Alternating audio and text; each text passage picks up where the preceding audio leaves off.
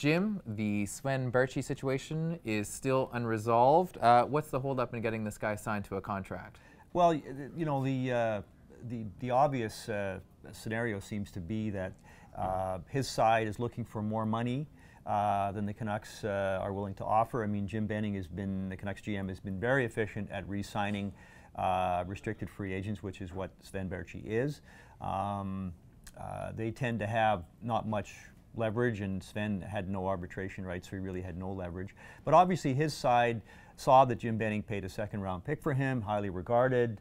They really think he can make the team next year as a top six forward. So I think they feel like they do have some leverage in that regard, and they obviously want more money than than you would think that he would, a player like him would get, which is in sort of the $800,000 range. Okay, so Sven's coming off a season in which he was paid a little bit more than $800,000.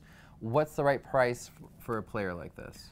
Well, I mean, if you look at comparables around the league, that probably is the right price. But you know, each situation is unique, and you know, they're probably looking for something over $1 million. The Canucks, maybe they could pay him close to $1 million.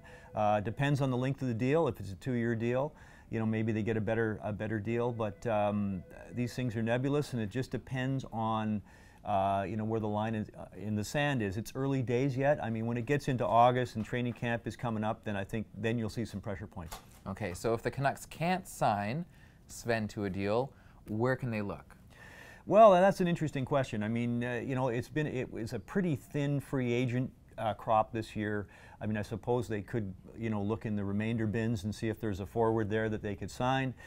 Jake Virtanen, their first-round pick from last year, number 6 overall, he's a guy that they like a lot. They're going to give him a chance to make the team, but it's a lot to expect a kid who's just going to be 19 to make that team. That's far from a sure thing. So there's a potential replacement there. We'll have to see how this all plays out. Okay.